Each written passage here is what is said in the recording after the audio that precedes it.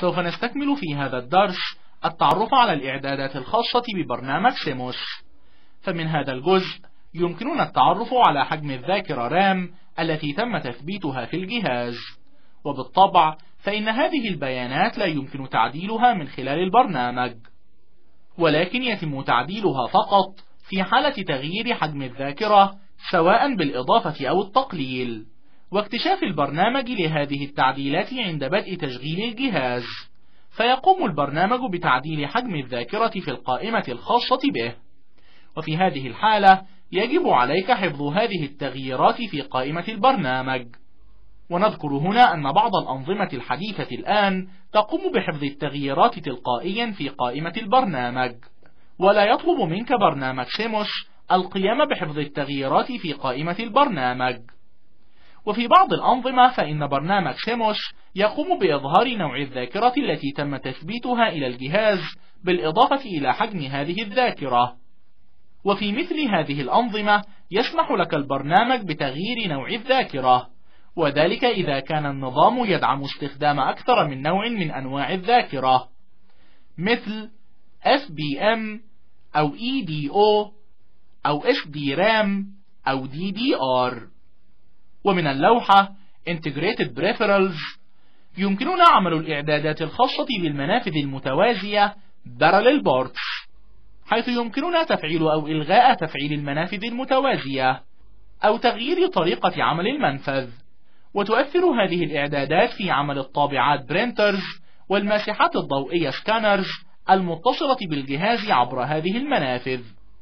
ونذكر هنا أنه قد يحدث بعض المشكلات أثناء تشغيل أي من الطابعات أو الماسحات الضوئية المتصلة بهذا المنفذ، ويمكننا حل هذه المشكلة عن طريق تحديد نمط تشغيل المنفذ المتوازي، ويتم ذلك من خلال الاختيار Parallel Port Mode.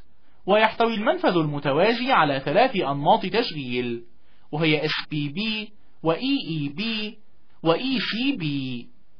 على سبيل المثال عند توصيل طابعة بالمنفذ المتوازي وتوصيل ماسح ضوئي من خلال الطابعة قد تحدث بعض المشكلات نتيجة لهذا التوصيل، وتسمى هذه الطريقة في التوصيل بالاسم Daisy Chaining.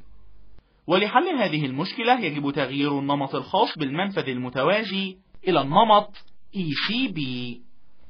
وفي بعض الأحيان قد نحتاج إلى تعديل المصادر الخاصة بهذا المنفذ، ويتم ذلك من خلال الخيار Onboard Parallel Port.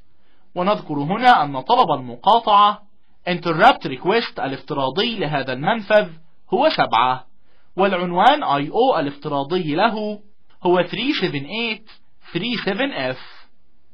ومن هذا الجزء يمكن عمل الإعدادات الخاصة بالمنافذ المتتالية Serial Ports، وعادة ما يحتوي أي نظام على منفذين من المنافذ المتتالية Serial Ports هما COM1 و COM2.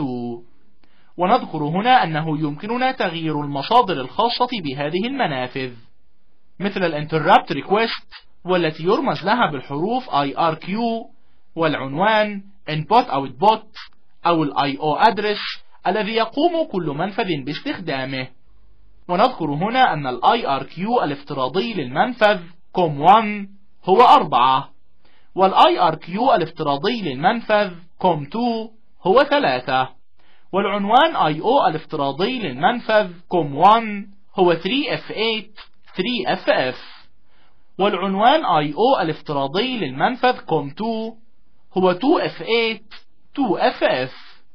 ومن خلال إعداد السيموس سوف يمكنك تغيير هذه العناوين الافتراضية، بالإضافة إلى إمكانية تفعيل أو إلغاء تفعيل هذه المنافذ.